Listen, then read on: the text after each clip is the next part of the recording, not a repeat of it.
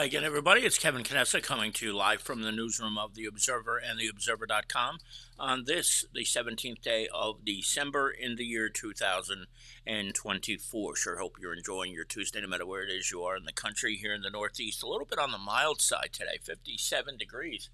And it looks like it got nicer out since earlier this morning. It was kind of cloudy and misty, but nevertheless, one warmer day today before it gets really cold in the coming days.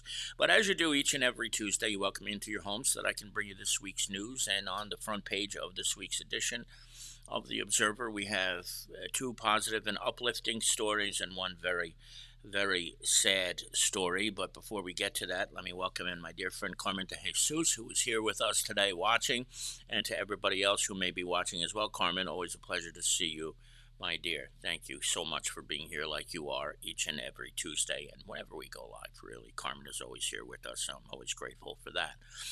Twisted Cats. 10 years ago, it's hard to believe, that Len Twist started the Kearney Trap, Neuter, and Return program in the town of Kearney. And you know what I never knew until recently was that when he first started this 10 years ago, back in 2014, he was met with a lot of resistance at first. In fact, somebody from the town, who I will not mention, basically told him that there was no way this could ever work here. And he said that it was going to be a problem with mosquitoes forming on water that the cats don't drink, even though Len was promising at the time to clean the water every day. And the needless to say, no matter what the doubters said, what Len Twist has done over the last 10 years is nothing short of spectacular. And now there are towns throughout the state of New Jersey that are following suit with the Trap, Neuter, and Return program in those organizations. And it's been a model example that he set, did Len 10 years ago when he started this. Now, some of the people have changed over the years, but he's still going out and feeding these colonies of cats in different parts of the town. In fact, I think he's got 3 in South Kearney that he handles himself, and there are other volunteers who also pitch in and help on a regular basis too. And the cat population in Kearney has dropped significantly in the last 10 years, and this was the whole goal of the program, was to reduce the pet population of stray animals, and Len has done a phenomenal job. If you read the story, which I hope you will, tomorrow when the paper comes out, Twisted Cats is a 501c3 nonprofit organization, and it relies fully on donations from generous people like you. So if you are so inclined this holiday season, help out a friend in Len Twist. His P.O. Box is in the story, and that's where you can send checks to Twisted Cats, where he has this nonprofit set up. And all of the money will go to a phenomenal cause. Now, before we move on, I want to welcome in Larry Hanlon, who is watching us as well today, probably from somewhere in the town of Kearney. Larry, it is good to see you, and an early Merry Christmas to you and to everybody who is watching. So, now, at the top of the front page, this was a really cool thing. It was great to see this because Tom Felty, of course, is Brigadier General in the United States Army. He's Kearney's own. Grew up here, and in fact his dad Tom is still here, his sister Tara, but Tom is a 2-star general in the United States Army, and last week in Texas had a chance to meet with Kearney's own Brendan Thiel, who is now a lieutenant in the United States Army. And this is one of those things, Tom is stationed in Poland. He's got a couple of more months before he'll be leaving Poland for his next assignment.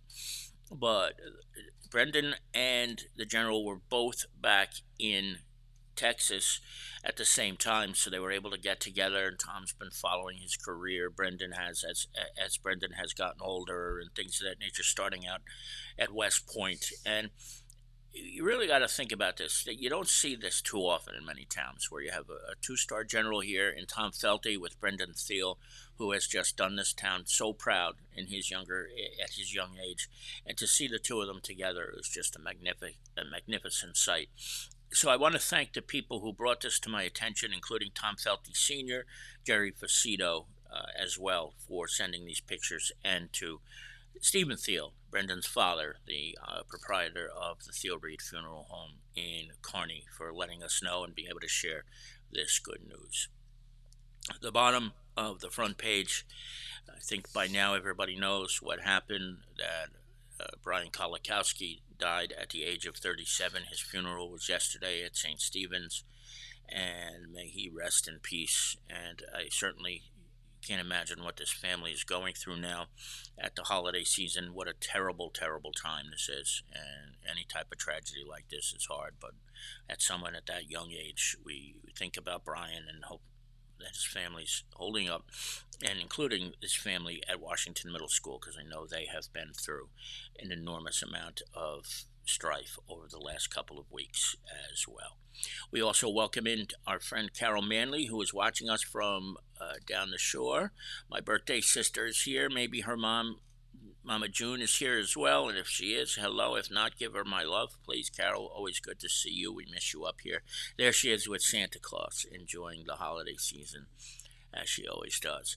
Now, I'm an Elk, so I will make sure that everybody knows that before I say that this was one of the numerous things that the Elks do on a yearly basis, and this was a special citizens party that Chris Brown and the Elks put together.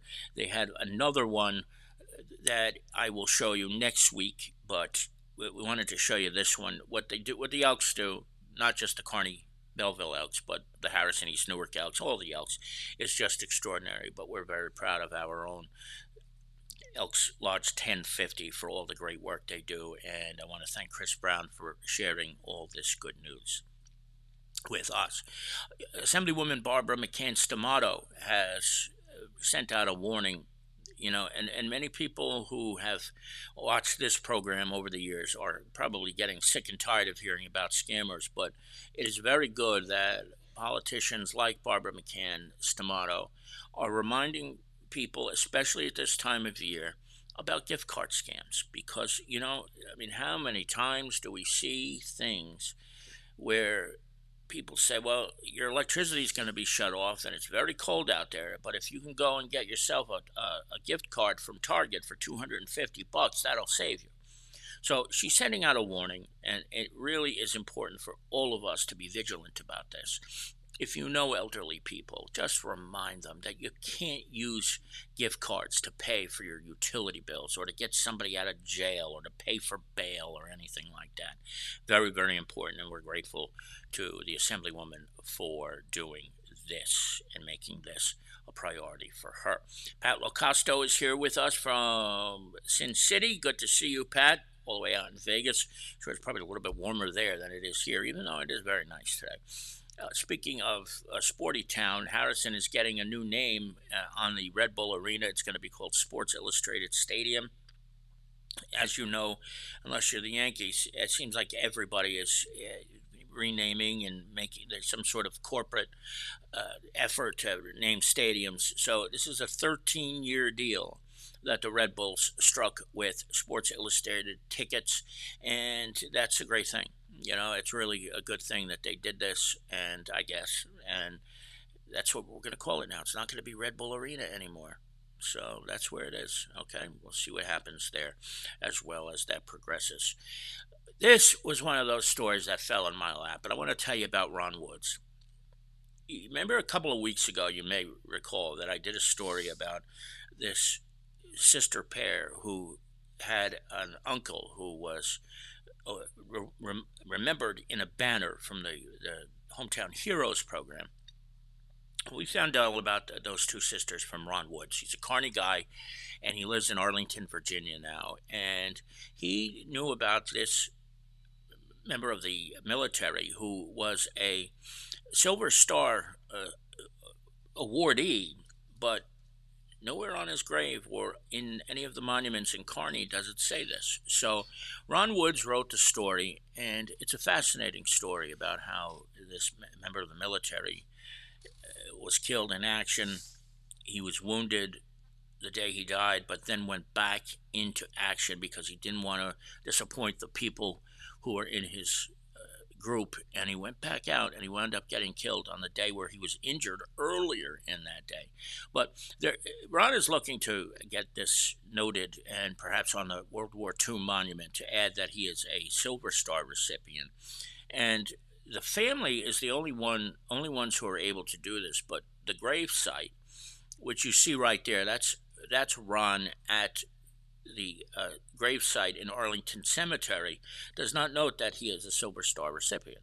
So, if the family so desires, they can have that changed, but only the family can have that changed. So, that's why we're showing you this. And I had a chance to meet Ron a couple of weeks ago. What a great guy, and what a student of history he is. So, please check that out this week when you get a chance.